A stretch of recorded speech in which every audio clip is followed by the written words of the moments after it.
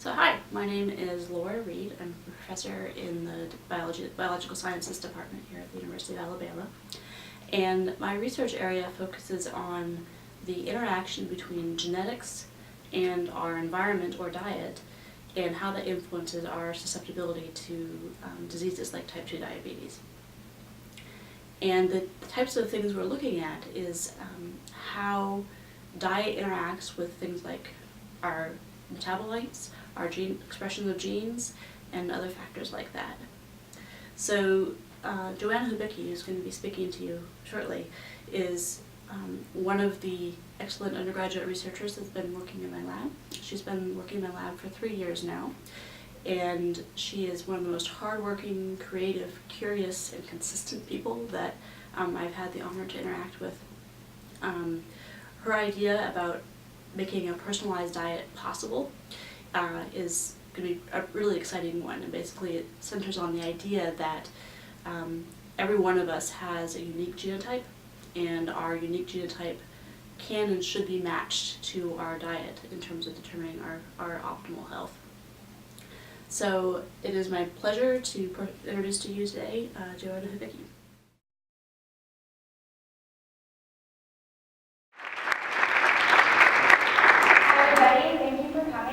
Thank you, Dr. Reed, for that wonderful introduction. It's truly an honor to be here in front of you guys and speaking about my research that I'm just absolutely dedicated and in love with.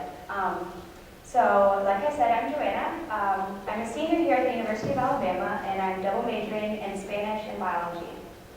So the topic of my presentation is metabolic syndrome in fruit flies. So yes, these topics may seem very unrelated, but actually fruit flies can hold the key to our understanding of metabolic syndrome.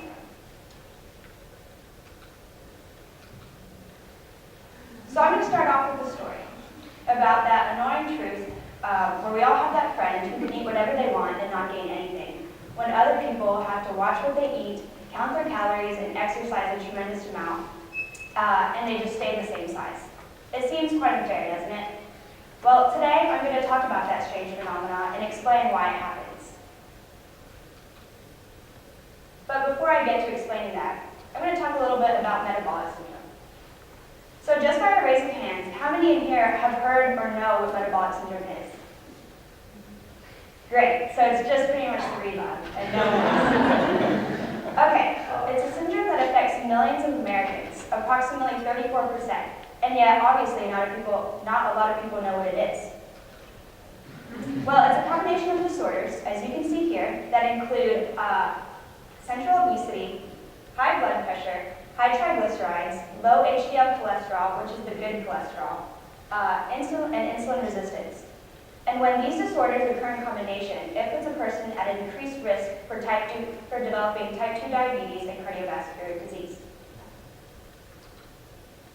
So now that I've kind of told you that scary statistic, that it affects approximately 1 out of every 3 Americans, y'all are probably wanting to know what the causes are so that you don't get it, so that you can prevent it. Well, it's not that simple. Metabolic syndrome is a complex disease that has certain genetic and environmental factors. So what I'm trying to say is that it's not just your genes to blame, and it's not just the high-calorie food environment of today. It's a combination of the two. So I'm going to start off by talking about the gene-by-diet interaction. It may seem like a somewhat complicated term, but it's actually pretty straightforward. So genes make up your DNA, which is the blueprint to life. And everyone in here has DNA different from the person sitting next to you. So unless you're sitting next to your identical twin, then the person sitting next to you has different DNA than your own. So as you can see from the diagram behind me, we have a blue person who has an A base pair at the same spot in his genome that the purple person has a G base pair, and the orange person has a T base pair. So it's these differences in DNA, and how they react to the environment is exactly what we're looking at in our research. So as you can see from the arrows with the distinct colors, everyone produces a distinct reaction when their genes interact with their environment. This graph behind me is called a reaction norm. So sticking with the example of the blue, orange, and purple person, we're going to outline how based on their genotype, they can react in different ways. So let's say the blue person with the adenosine, the A base pair, may high-fat diet, that's kind of unexpected, but it is possible. What's more expected is that the purple person with the G-base pair gains weight on a high-fat diet, as most of you guys would expect. But there's also a possibility that the person in the orange color with the T-base pair might remain unaffected. So this is exactly what we're trying to study with flies. We're trying to see if we can see these differences in reactions in weight to different diets in the flies.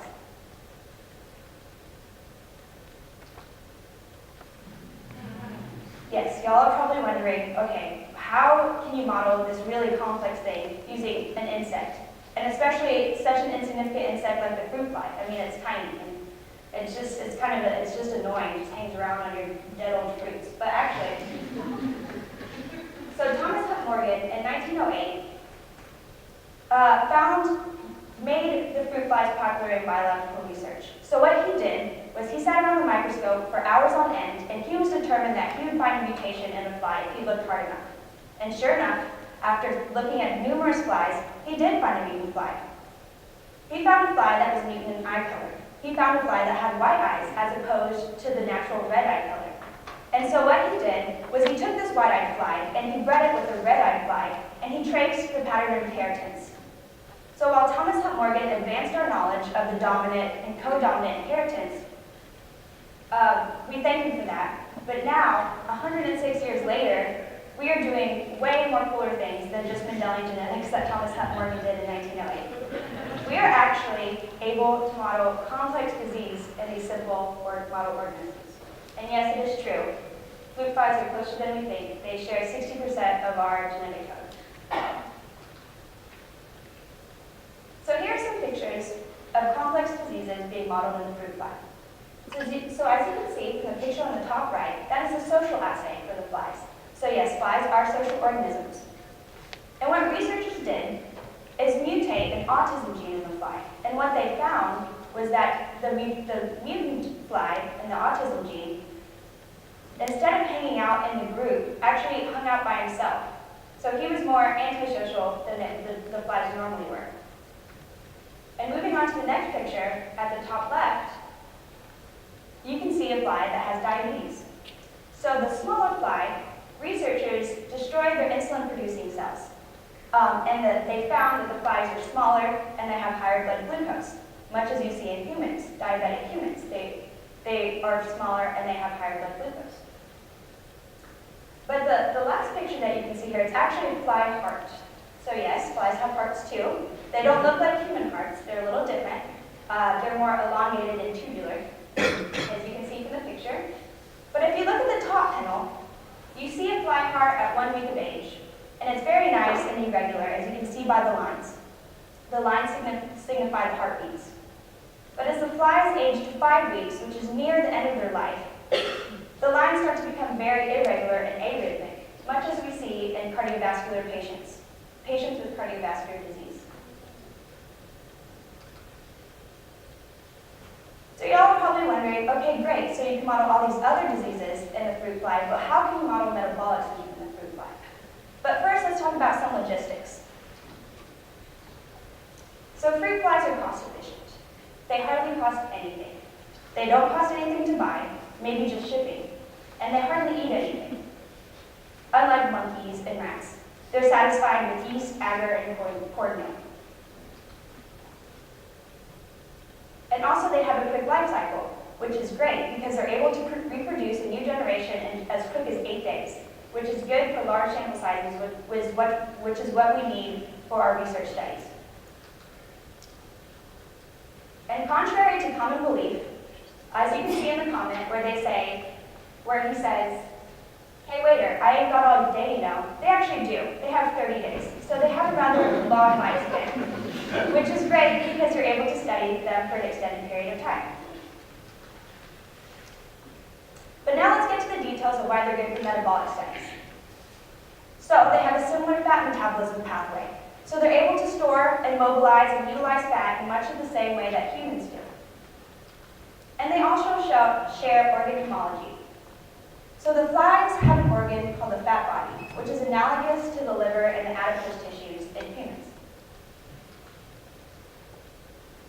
And thirdly, we're actually able to control their can minimize all the things that we don't care about in the environment and keep them at a controlled, constant rate, and only manipulate the thing that we're interested in studying, which is their diet. And last but not least, they're easy for genetics tests. So as I was talking about with Thomas Hunt Morgan, who did all the Mendelian genetics, fruit flies only have 4 chromosomes in comparison to humans who have 23. So it is a lot easier to sift through their genes, to sift through their DNA to find genes of interest. Okay, so now moving on. I'll talk a little bit about our methodology. So what we do is we take a fly with a known genotype. Let's just call it genotype X. And we feed the flies 3 different diets. So the first diet is a calorie-restricted diet. The second diet is a high-sugar diet. And the third diet is a high-fat diet. And what we wanted to see is how, based on their genotype, how their body responded to these different diets. And what we found is this. This is a reaction norm graph that I was talking to you guys about in the beginning, but this is with real data. And we saw exactly what we hypothesized. We saw that the flies had differences in weight just based on their genotype. So if you guys look at the top, at the pale green line, you see that this fly with genotype, let's just call it A, actually loses weight on the control diet, which is a calorie-restricted diet. Whereas the red line at the bottom is a fly with a different genotype, gains weight on a calorie-restricted diet. So we're seeing these differences in reaction norm, and that's great because that is what we were hoping for.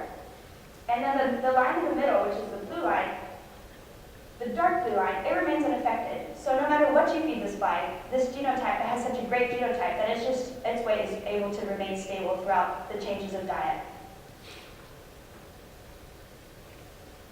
So this graph shows the proportion of variance. We have the proportion of variance on the y-axis and 3 different traits on the x-axis.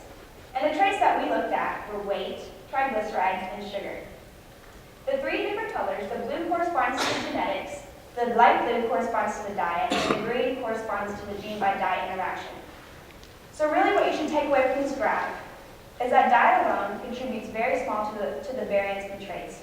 So that's kind of scary. It kind of goes against what we thought, where, if we just fix our diet, then we're able to fix our weight. Well, it's not that simple. What we're interested in is the green part of this graph, which is the gene by diet interaction. And this is where personalized diet comes in. Because depending on what genes you have, your diet makes a huge difference. So what I've been talking to you guys and that I've been presenting has been a lot of Dr. Laura Reed's previous research. But what I've personally been doing in the lab these past 2 years is I've been looking at a gene, a mutation in a gene, and see how it affects traits such as lipids and weight gain. And what I found is that a mutation in this gene actually causes significantly lower lipids in the fly, and it caused the fly to weigh significantly less. So this was a really amazing finding, that just by one mutation in just one gene, we're actually able to see these really significant physical changes in the fly. So right now, our lab is on a fishing expedition. Not literally, but geneticists like to compare it to a fishing expedition. Because the first lab technique that we use is called the microarray analysis, or it's commonly known as a gene chip. So what we do is we're able to measure the relative expression of a large number of genes. So it's like casting the net. So we get all these genes, and we're able to find which genes are the ones of interest.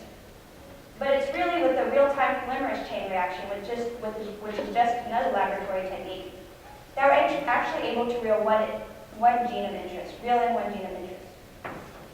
So as you can see from that really nice picture, from that really nice grid with the really nice colors, that is just an example of a gene chip, which many of you, I don't know, you probably heard of in the news or something. But the colors represent expression levels. So if you see in red, that just means a gene is being overexpressed. And the green just means a gene is being underexpressed. And yellow means that the gene is not affected, it's just staying at its relative expression level.